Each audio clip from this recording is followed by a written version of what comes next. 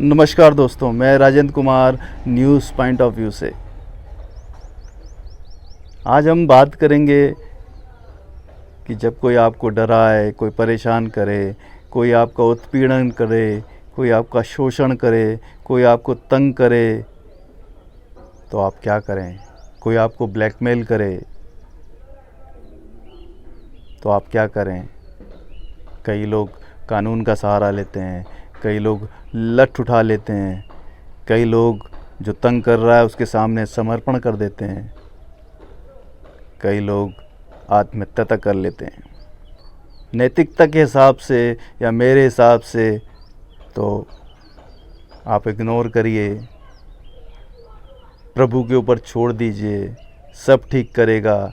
ईमानदारी से काम करें तो सब ठीक होगा। समय के साथ सब ठीक हो जाता है आदि कई बातें मन में उठती हैं।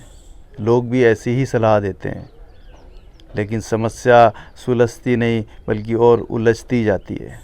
तब क्या करें, ये एक बहुत बड़ी समस्या सामने आती है।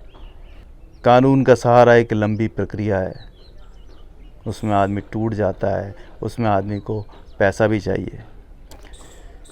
सामने वाला आपकी ईमानदारी और आपके सीधेपन को कमज़ोरी समझता है और उसका दबाव आपके ऊपर बढ़ता जाता है और वो आगे ऐसी भी डिमांड करने लगता है जो आप पूरी नहीं कर सकते। हर आदमी इस तरह के शोषण से, इस तरह के परेशानी से गुज़रता है। मैंने बहुत पहले एक ओशो की युक्ति पढ़ी थी, उसमें लिखा था कि जब कोई आपको परेशान करे तो आप भी उसे डराना चालू कर दें, तब वो आपको परेशान करना छोड़ के अपने को बचाने में लग जाता है। ये युक्ति पढ़ने के बाद मैंने भी अपनी कई समस्याएं सुलझाई हैं, दूसरों को भी सलाह दी हैं। अनेकों तरह के मामले होते हैं जिसमें लोगों को परेशान करते हैं या लोग परेशान होते हैं। हर किस्से का, हर परेशानी का समाधान अलग अलग होता है और सैकड़ों कारण हो सकते हैं और सैकड़ों समाधान हो सकते हैं। हम आज कुछ ऐसे ही सच्चे किस्सों पे बात करेंगे जो मेरे अनुभव में आए हैं। कोई किसी फ़ोटो के कारण, कोई किसी दस्तावेज के कारण या किसी भी कारण से किसी को भी परेशान कर रहा है, तो परेशान करने वाले व्यक्ति के बारे में, परेशान होने वाले व्यक्ति को पता करना चाहिए। उसकी कमज़ोरियाँ क्या हैं, वो करता क्या है, उसके बारे में पता करें, सबूत इकट्ठा करें। परेशान करने वाला कोई भी हो सकता है, व्यापारी हो सकता है, नेता हो सकता है, गुंडा हो सकता है, प्राइवेट जॉब करने वाला हो सकता है, स्टूडेंट हो सकता है, कोई भी हो सकता है। उसके हिसाब से उसके समाधान निकल जाते हैं। सिर्फ धैर्य रखना है, सबूत इकट्ठे करने हैं, आपका काम ज़रूर होगा। मैं आपको एक किस्सा बताता हूँ। ये कोरोना काल की बात है। उस समय धंधे पानी सबके चौपट हो गए थे, लॉकडाउन लगा हुआ था पूरे देश में। तो एक किराएदार ने एक राजनीतिक रसूख रखने वाले एक आदमी से गोडाउन किराए पर लिया, रहवासी एरिया में। कोरोना काल के दौरान जो व्यापारी था, जो किराएदार था, वो अपने गांव चला गया। महीनों नहीं आया तो मकान मालिक ने बदमाशी करी। मकान मालिक ने पुलिस से मिलकर एक पंचनामा बनवाया और उसमें ये लिखवाया कि अंदर से हमें कोई स्मेल आ रही है, बास आ रही है। किराएदार फ़ोन नहीं उठा रहा है, किराएदार का पता नहीं है कहाँ है, तो हमें ये मकान खोलने की इजाज़त दी जाए। पुलिस के सामने पंचनामा बनवाकर मकान खोला और अपना ताला लगा दिया। जब किराएदार वापस आया तो उसने मकान मालिक से बात करी। मकान मालिक बोला कि मुझे इतना किराया चाहिए, इतना ब्याज चाहिए और ज़माने भर की और भी शर्तें लाद दी, तभी मैं सामान दूंगा। लाखों का सामान था। किराएदार बहुत परेशान हुआ। थोड़ा थोड़ा लॉकडाउन खुलने लगा था, उसका व्यापार थोड़ा थोड़ा चलने लगा था, लेकिन सामान ना होने कारण वो धंधा नहीं कर पा रहा था। बहुत परेशानी में था। कोरोना काल के दौरान वैसे भी लोग बहुत परेशान थे। किराएदार वकील के पास गया कानून का सहारा लेने के लिए, लेकिन वकील बोला कि हम इसका केस सिविल कोर्ट में लगाएंगे।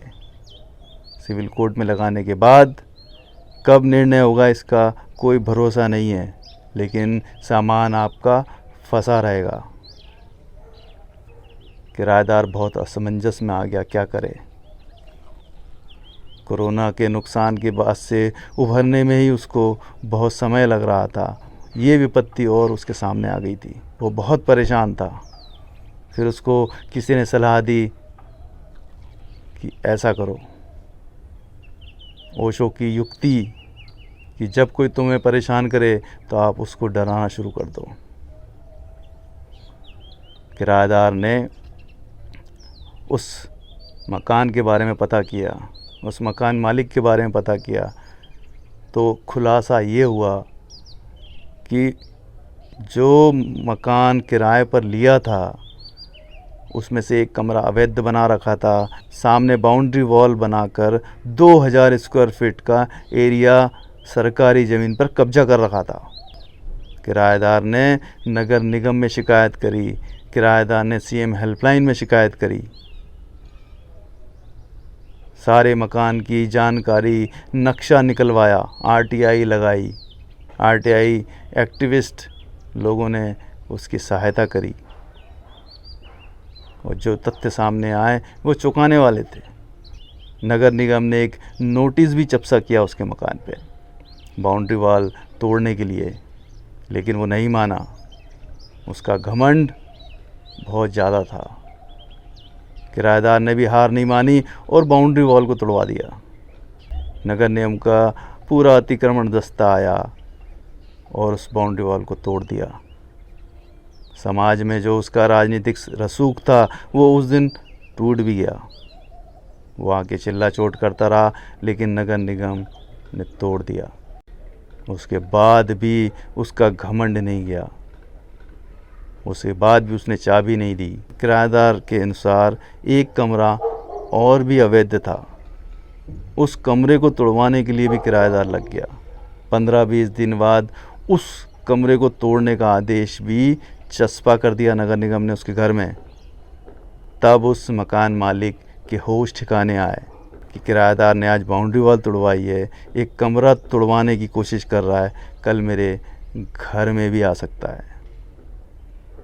हर आदमी इस देश में गलत काम करके बैठा है, कहीं ना कहीं किसी न किसी रूप में। या तो नौकरी कर रहा है गलत सर्टिफिकेट पे, जिस घर में रह रहा है उसमें अतिक्रमण किया हुआ है। हर जगह गलती की हुई है। उसका फ़ायदा किराएदार ने उठाया। आखिर उसका घमंड टूटा। उसने पूरा सामान वापस किया, किराया भी नहीं लिया। वो इतना डर चुका था। उसका सारा घमंड टूट गया। कितना भी राजनीतिक रसूख हो, कितना भी पैसों का घमंड, वो टूटता है। आपको संकल्पित होना पड़ेगा। घर में बैठ के सोचना नहीं है, एक्शन लेना है। दूसरा एक सच्चा किस्सा मैं आपको बताता हूँ। ये एक वकील का है, एक एडवोकेट का है। एक एडवोकेट अपने क्लाइंट की केस की ना तो फाइल दे रहा था, ना केस लड़ रहा था, और गैरवाजिब फीस मांग रहा था। क्लाइंट उसको वो गैरवाजिब फीस देने को तैयार नहीं था। वकील उसको फाइल देने को तैयार नहीं था। क्लाइंट बहुत परेशान था। वो दूसरे वकील को नहीं कर पा रहा था। सारे डॉक्यूमेंट वकील के पास थे। लोगों ने उसको सलाह दी कि वकील की कोई कमज़ोरी ढूंढो, इसको दबाओ डलवाओ। तो क्लाइंट दूसरे वकील के पास गया, उनसे सलाह ली, कुछ कानूनी सलाह ली, कैसे हम इस वकील की शिकायत कर सकते हैं, कोई बार काउंसिल होता है उसमें शिकायत करें। तो वकील ने बोला इसमें सब में टाइम लगेगा, अगर आप ये सब करते हैं बहुत समय लगेगा। बार काउंसिल भी केस टू केस बेसिस पे काम करता है। आप बार काउंसिल दिल्ली में भी शिकायत करें, जबलपुर में भी शिकायत करें, भोपाल में भी शिकायत करें, लेकिन बहुत समय लगेगा। क्लाइंट बहुत निराश हो गया। तब किसी ने उसको वही युक्ति बताई, डराओ। क्लाइंट उसके पीछे पड़ गया, उसके बारे में पता करने लगा, वकील क्या करता है, कौन कौन से डिपार्टमेंट में काम करता है और क्या काम करता है। जब उसने जानकारी इकट्ठी करना शुरू की तो मालूम चला वो नोटरी का काम भी करता है। जब और पता किया तो मालूम चला कि वो गैर संवैधानिक तरीके से 3 जगह से कार्य कर रहा है। 3 जगह उसने बोर्ड लगा रखे हैं। क्लाइंट ने तीनों जगह की फ़ोटोज़ खींची और एक पत्र लिखकर, एक शिकायत लिखकर लॉ डिपार्टमेंट में शिकायत कर दी। जब शिकायत करी 20-25 दिन, 1 महीने तक जब कोई रिस्पांस वहाँ से नहीं आया तो उसने अपनी शिकायत की जानकारी मांगी आरटीआई लगाकर। जब आरटीआई आप लगाते हैं तो विभाग सजग हो जाता है। लॉ डिपार्टमेंट ने वकील को नोटिस देना शुरू किया। इसी बीच क्लाइंट ने कुछ ऐसे एग्रीमेंट भी इधर उधर से इकट्ठे कर लिए जो कि गलत थे, गैर संवैधानिक थे, नियम विरुद्ध थे। उसकी भी शिकायत उसने विधि एंड विधि विभाग में की, प्रिंसिपल सेक्रेटरी लॉ को करी, सीएम साहब को करी। जब उसके पास 2-4 नोटिस इधर उधर से आए तब वकील डर गया और उसकी हिम्मत जब टूट गई जब उसकी नोटरी के निलंबन के लिए कागज़ आ गया। जब वो डरा और उसने फाइल वापस करी और फीस के 1 पैसे भी नहीं लिए। तो साथियों, एकाग्रचित्त होकर लक्ष्य को साध कर ही आप अपना काम निकलवा सकते हैं। कानून की प्रक्रिया लंबी होती है। मैं ये नहीं कह रहा कि कानून से कोई विश्वास उठने वाली बात है। आपके पास जब समय नहीं हो, कानून एक लंबी प्रक्रिया है। हम अपने संकल्प से भी लोगों को सबक सिखा सकते हैं। अभी मैंने आपको 2 लोगों के किस्से सुनाए, एक राजनीतिक रसूख रखने वाले के और एक वकील जो कि कानून का ज्ञाता होता है। उसके बहुत तरह तरह के संबंध होते हैं हर जगह। तो दोनों लोगों ने, किराएदार ने और एक क्लाइंट ने, उनको अच्छे से सबक सिखाया और अपना काम निकलवा लिया। अगर आपको किसी को भी नेगोशिएशन टेबल पर लाना है या समझौते के लिए बैठाना है तो उसको उस लेवल तक लाना पड़ेगा और उस लेवल पे लाने का तरीका यही है जो मैंने आपको अभी 2 किस्सों में बताया। साथियों, अगले वीडियो में मैं आपको बताऊंगा कि कैसे एक सरकारी अधिकारी का घमंड तोड़ा, कैसे एक नायब तहसीलदार का अहंकार तोड़ा, कैसे एक सूदखोर को सबक सिखाया। तो देखते रहिए न्यूज़ पॉइंट ऑफ व्यू। नमस्कार।